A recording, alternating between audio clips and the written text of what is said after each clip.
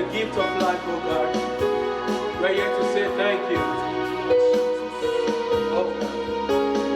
Whenever I see another breaking of the day, I say thank you, Lord. Thank you, Lord. Whenever I see another breaking of the day, I say thank you, Lord. Oh, thank you, Lord. Whenever I see another breaking of the day, I say thank you, Lord. Thank you, oh God. Thank you, Lord. Oh, whenever I see, all we say is thank you. We say thank you, Lord. I say thank you, Lord. Thank you, Lord. Thank you, Lord.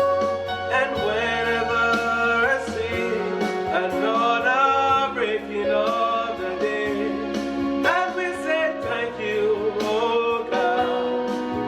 Oh, thank you, Jesus. And whenever we wake up to see the brightness of another day, we say thank you, God. Oh, thank you, God. Whenever I see another breaking of the day, I say thank you, God. Oh, whenever I see Jesus, we say thank you. We say thank you, God. Oh, thank you, oh God. Oh, I say thank you, Lord. Thank you. I say thank you. I say thank you. Thank you, oh God. I say thank you. Thank you, Jesus. I say thank you. I say thank you, Lord. Thank you, Lord. I say thank you, Lord. Thank you, Lord. Hallelujah. Amen. Are you ready to give God praise this morning?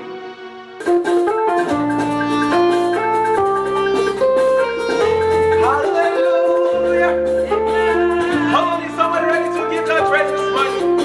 Yeah. He gave me victory. He gave me peace of mind. There is nothing He cannot do. I have seen the Lord is good. Come and see the Lord is good. Come and see the Lord is good. There is nothing He cannot do. Come and see the Lord is good. Oh, come and see the Lord. Come and see it. There is nothing.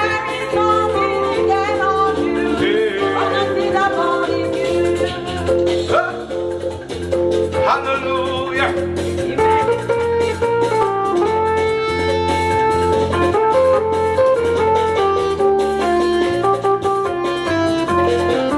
I say He gave me victory. He gave me peace of mind. Oh, there is nothing He cannot do. Come and see the Lord is good. Oh, come and see the Lord. Yeah, come and see it. There is nothing He cannot do. Come and see the Lord is good. He's worthy. Come on.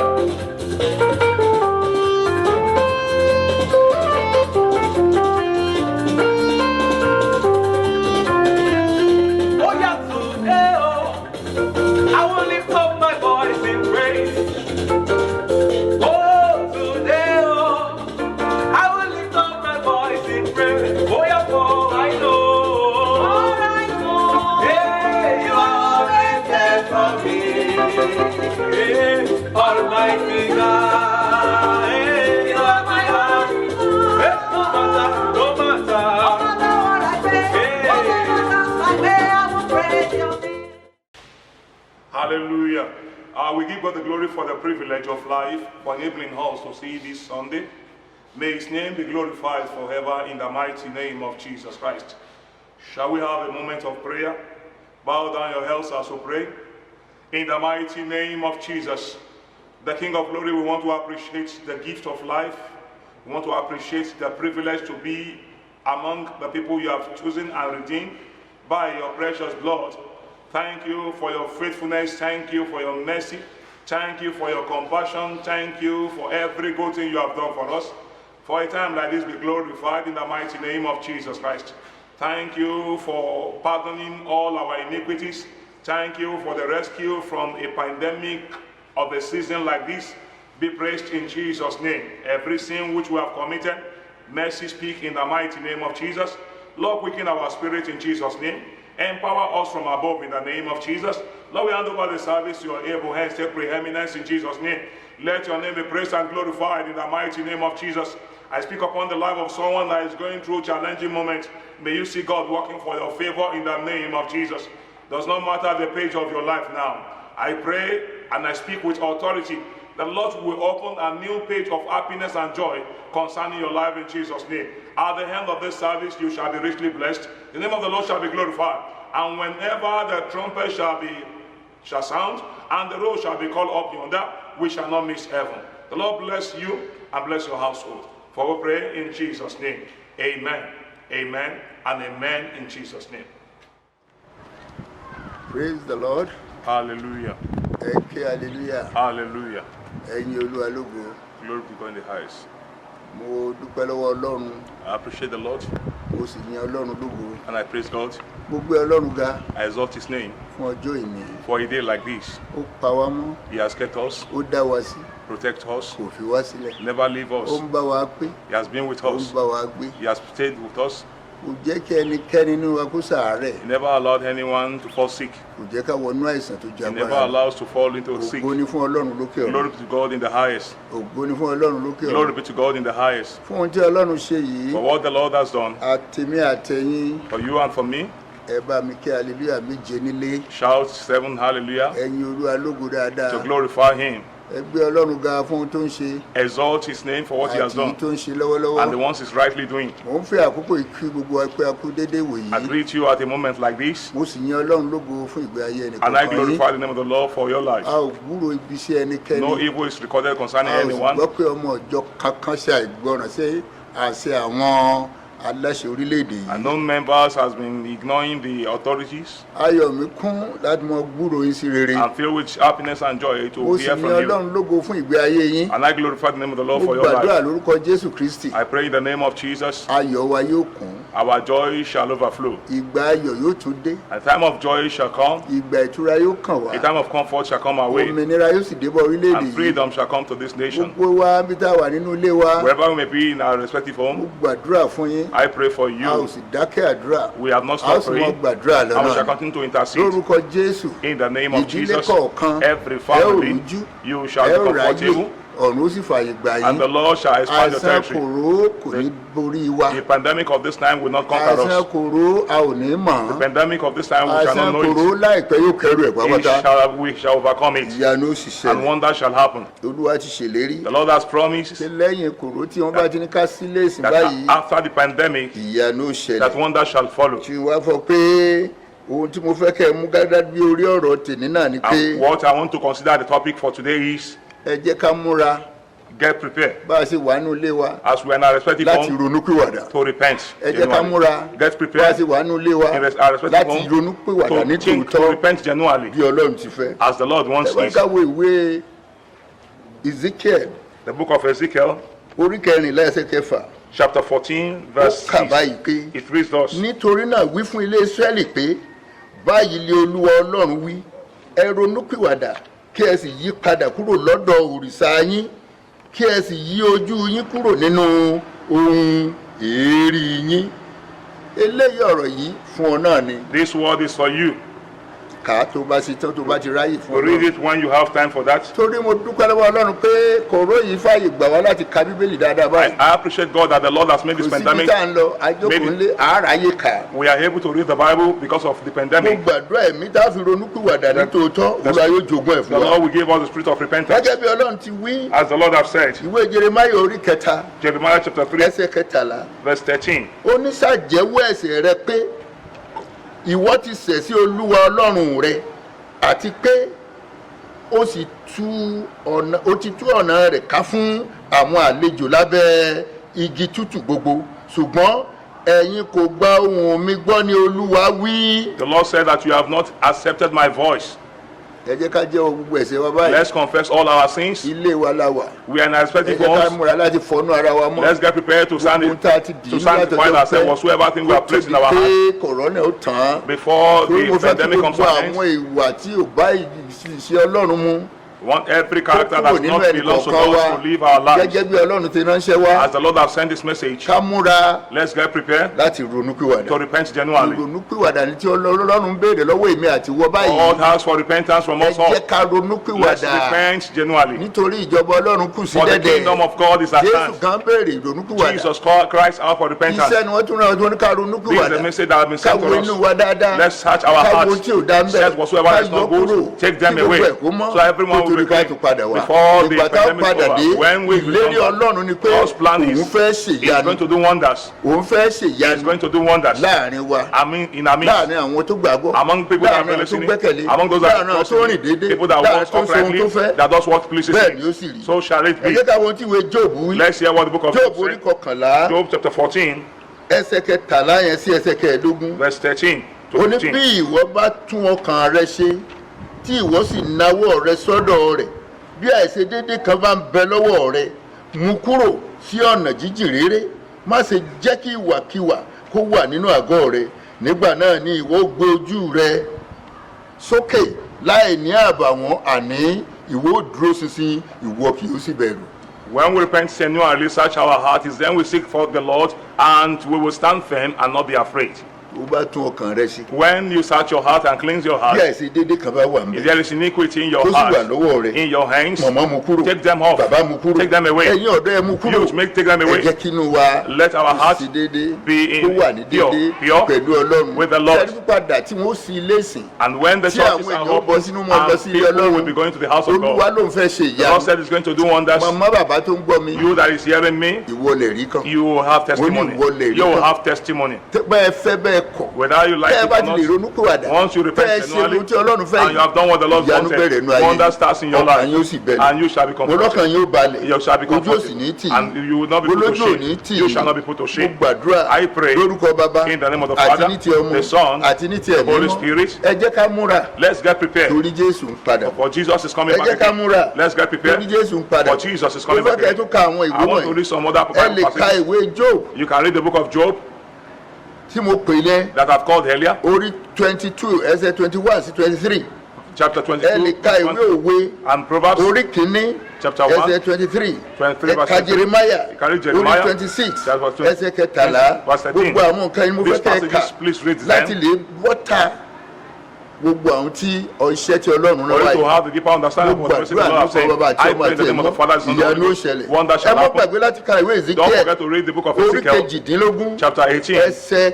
kẹbẹ̀rẹ̀ láti ẹsẹ̀ ọgbọ̀n Start from verse 30 sí ọgbọ̀n ó lé méjì to 32. gbogbo àwọn ìwé yìí ni mo fẹ́ All the kẹ́ Bible passages I want to try and read parí them. rẹ̀ And in ẹ ka ìwé the Matthew conclusion, Matthew orí kẹrin chapter 4 ẹsẹ̀ kejìlá verse 12 sí ẹsẹ̀ kẹtàdínlógún to 18. mo gbàdúrà I pray for you. Olúwa àwọn ọmọ The ogun Lord of kò ní hosts fi wá will sílẹ̀ never leave us. balẹ̀ gbọ́ àwọn iṣẹ́ yìí Be attentive to this tí revelation. Ọlọ́run rán sí wa The Lord has sent pàápàá unto jùlọ us, àwa àjọ òkè Ìràpadà especially the members of Christ àwa Apostolic tó tún wà Church ní agbègbè yànyàn headquarters in Yanya, àtẹ̀yìn tó bá tún gbọ́ wa níbi and as gbogbo many that are as well hearing ọ̀rọ̀ this. náà kàn yín pàápàá It also concerns you in torí this pé matter. Ọlọ́run ló ránṣẹ́ For God has sent the message. àwọn ènìyàn rẹ̀ èèyàn Ọlọ́run ni Ọlọ́run ń ná ló rán sí wa The Lord has sent His people to us. ẹ jẹ́ kí n ka ẹsẹ̀ yẹn kí n tó sọ̀rọ̀ lé lórí Let me share this revelation with you before I speak on ẹ that. farabalẹ̀ kẹ́ ẹ gbọ́ Be dáadáa attentive and listen. Olúwa wí pé The Lord said, ẹ kéde ìrònúpìwàdà tòótọ́ láàrin àwọn ènìyàn mi. Proclaim genuine repentance among my people. ẹ fi ara balẹ̀ bí mo ṣe sọ jọ. Please be attentive as I've tó bá said. ṣe é ṣe If possible, tó bá lè mú ìwé dání kó kọ sílẹ̀. you can take a pen and jot it and bí mo note it ṣe ń down. kà á The way I tó bá read lè it out, kọ́ if you can write it mo down, jẹ́rìí ọlọ́run tá à ń sìn. I believe in the Lord ọlọ́run we kì í serve. ránṣẹ́ The tó mọ̀ Lord, ní ìdí. the Lord can never send a message without a ìbéèrè reason. jẹ́ ẹjọ́ pé kò wá ní ìdí. The Bible says, does it not have a cause or a reason? àbálàjọ No wonder. tí jésù fi gbàgbé àwọn ọmọ israẹli. Jesus had not forgotten the bó ti Israelites. wò ó nínú bó ti wò ó le tó No kún wọn dé matter ilẹ̀ what they go lérí. through, He took them to the promised olúwa land. yóò kún mọ́ àwa náà dé ilẹ̀ The lérí. Lord will take us to our promised land. ìyanu ó sì ṣẹlẹ̀ And nípa wonder shall ọba tó happen mọ̀ in the name tẹ́lẹ̀. of the Father, Son, and the ẹ Holy gbọ́ Ghost. iṣẹ́ náà o. Listen to the message. ìkíní The first one, olúwa ní the Lord said, kí olúkúlùkù ènìyàn bójútó ìwà tó ń bẹ nínú rẹ̀. let everyone take note and examine the character that èyí lies ni pé within him. gbogbo ẹ̀yin ọmọ ọjọ́ yìí That means all the members, gbogbo ẹ̀yin ọmọ agbègbè yìí all the members of gbogbo this ẹ̀yin tó gba ọlọ́run as gẹ́gẹ́ bí many that olùgbàlà believe in the Lord as ẹ the Lord as bójútó Savior. ìwà Take care of your tó attitude ń bẹ nínú yín that lies within you, ìbá ṣe rere either good ìbá ṣe or búburú bad. ó yé ọlọ́run The Lord understands ó sì mọ ohun tó ń sọ. and He knows what He's saying. ẹ ń gbọ́ Are you èkejì listening? The second point, olúwa ní kí olúkúlùkù jáwọ́ nínú ìwà ìkà àti ìwà ipá. the Lord said that everyone should desist from wickedness and heartlessness. ọ̀rọ̀ tí olúwa ń sọ yìí ẹ mọ́ kọ́lọ́ ẹ mọ́ fọkàn bá lọ. Please take note of what the Lord is saying. olúwa ló ránṣẹ́ kì í The ṣe Lord has mi sent the message, not mo sì fẹ́ myself. kí ẹ gba ọ̀rọ̀ náà. And I want you to believe in the word. olúwa ní The Lord said, kí gbogbo àwọn alábòójútó òkùnkùn kí ó yí padà kíákíá bí bẹ́ẹ̀ kọ́ òun olúwa yóò ṣe ìdájọ́ wọn ní kankan the Lord said tàbí that láìpẹ́. as many that are indulging in the acts of darkness should repent or else He will judge them without mercy. ẹ̀kẹta The third point, olúwa ní gbogbo àwọn tí wọ́n kọ̀ láti lo ọlá àti ọrọ̀ tí òun ọlọ́run fún wọn bí òun ọlọ́run ti fẹ́ òun yóò gba ọlá àti ọrọ̀ náà padà kúrò lọ́wọ́ wọn bí wọ́n bá kọ̀ láti ronúpìwàdà. the Lord said, as many that He has blessed that are wealthy, that has failed to use their riches and wealth for His glory, that He will take it away from them if they fail to repent. ṣùgbọ́n olúwa ní tí wọ́n bá ronúpìwàdà ní tòótọ́ olúwa ní òun yóò tún sọ wọ́n di púpọ̀ nínú ọlá sí bí ìgbà tí òun jẹ́ ọlọ́run tó ń ṣe ojúsàájú. The Lord said that if they repent genuinely, that He will make them more wealthier. olúwa ní The Lord said, ẹnikẹ́ni tó bá ní irọ́ ni à ń pa tàbí lòun ń pa bí ó ṣe ránṣẹ́ yìí yóò padà wá bẹ̀bẹ̀ ṣùgbọ́n onítọ̀hún lè má rí àánú gbà mọ́. the Lord said that whosoever count this as a false might eventually come back to plead, but that moment it might be too late.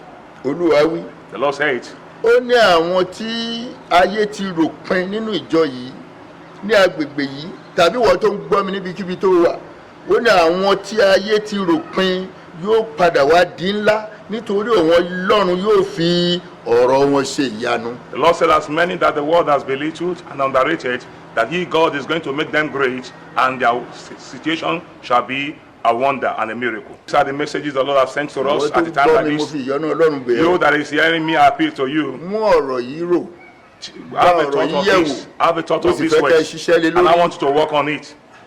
ẹ ṣiṣẹ́ lé lórí Work on it. olúwa yóò wà pẹ̀lú The wa Lord shall be with us. olúwa ò ní fi wá The sílẹ̀ Lord will not leave us. ìyanu ó sì ṣẹlẹ̀ Wonder shall happen. gbogbo ọlọ́run ó fara The hàn glory of the láyé Lord wa shall manifest in our mo lives. gbàdúrà I pray lórúkọ bàbá àti ọmọ àti in the ẹ̀mí name of the Father, the Son, kókó and the Holy àdúrà Ghost. kan tí mo sì fẹ́ kẹ́ ẹ gbà ní The only fúnra prayer yín point I want to offer for your service, kókó àdúrà tí mo fẹ́ kẹ́ ẹ gbà fúnra the only yín prayer point I want to offer is, olúwa má jẹ́ kí n fi ọwọ́ ara mi ṣe ra mi Lord, do not allow me to afflict myself. gbogbo ìwọ tó ń gbọ́ mi bíkíbi tó wà gba àdúrà yìí o You that is hearing me, please take this prayer ọwọ́ point. ara mi olúwa má jẹ́ n fi ṣe ra Lord, mi do not allow me to afflict myself.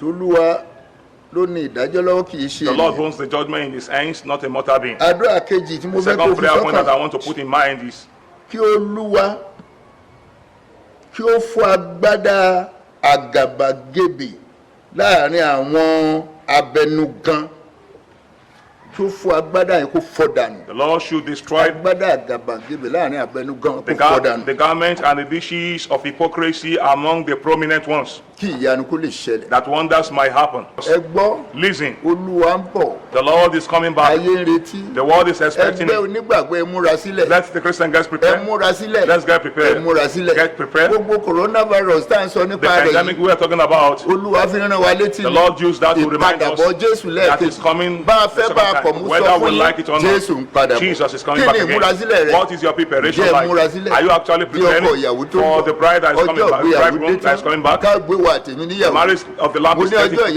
ìgbéyàwó dé tán ká gbé wa tèmi that níyàwó. we shall be married gbogbo soon. èyí tí a ń wí All that we yìí say fún now ìpalẹ̀mọ́ ni is for fún preparation. ìmúrasílẹ̀ ni. ẹ Preparation. wo tí ọlọ́run ṣe. Look at what the Lord has done. ẹ wo àìsàn yìí. Look at this pandemic. mo mọ̀ ń sọ I used to ó say sì ń it, yà mí lẹ́nu. and it baffled kì í me. ṣe orílẹ̀-èdè kan Not the one kì í ṣe country, méjì not two kì í countries, ṣe mẹ́ta not three. gbogbo orílẹ̀-èdè All the whole world. àgbáyé dẹ̀ mìtìtì. And the whole world àṣeyọwò Olódùmarè. This is what God can do. alágbára láyé He's a powerful one. alágbára lọ́run Powerful one. ọba tó ní gbogbo He agbára ní owns every power in his a lè wí lè ṣe He can do a what lè he ṣe says. lè wí He can do what ọba he tí a says. ní kó wá He's the one a that sì says come, wá and ọba it tó mọ̀ ń comes. gbàdọ̀bálẹ̀ The one wá that- ọba tó ń fọba jẹ That every other òun thing náà ló ló constrains gbogbo tó sì lè so He owns gbogbo everything and can do all Mama, things. baba. Mommies and daddies, ẹ mọ̀ sí jẹ́ kí ọkàn yín dà don't be troubled. kí ló ń bà yín lẹ́nu What is that thing that Jésù baffled ń you? padà bọ̀ Christ is coming back again. ìpadàbọ̀ rẹ̀ ló mọ̀ pé ìwà àtẹ̀mí He's coming with ọkàn confidence. rẹ̀ á balẹ̀ You will be ọkàn rẹ̀ á comfortable. balẹ̀ I will be gbogbo wa ó comfortable. gbádùn rẹ̀ All of us will a ó enjoy yọ̀ him. And we will a ó pàdé rejoice. rẹ̀ We'll meet him láwọ̀ sọ́mọ̀ in heaven. Jésù ń bọ̀. Jesus is coming back Ẹ jẹ́ ká again. múra sílẹ̀. Let's get prepared for him. ohun tí olúwa rán mi sí ọ This is the message the Lord has sent to you. I have delivered it. oníkẹ́ kéde So let's ìrònúkúwàdà proclaim fún repentance gbogbo for ènìyàn every person. fún gbogbo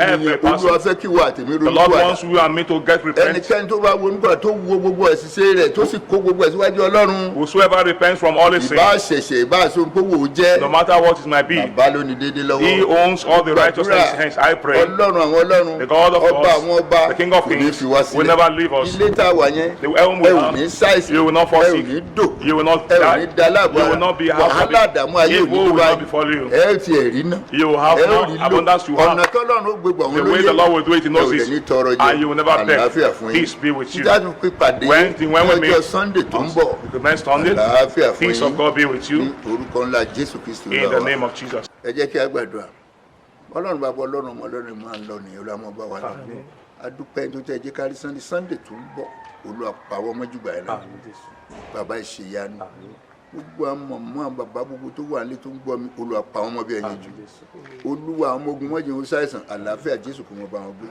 kó mọ bá yín gbé kó dáàbò bò yín kó dáàbò bò yín kó pa yín mọ́ bí ẹyin jù lórúkọ Jésù ẹ̀ ò ní lójú ẹkún wàhálà dààmú ayé ò ní débẹ̀ kọ̀rọ̀ kò ní bẹ́lẹ̀ yín wò àlàáfíà fún yín ní orúkọ Jésù Kristi olúwa wa jẹ́ kí oore ọ̀fẹ́ ọba ìfẹ́ tí ọmọ dàpọ̀ mọ́ ti ẹ̀mí mọ́ kó mú ìbéèrè náà ṣẹ kó pa ọkàn wa mọ́ kó pa ara mọ́ kó mọ̀ bá wa gbé kó sì mọ̀ bá wa gbé kó mọ̀ fi wá sílẹ̀ o láti tòní lọ àti ti láéláé.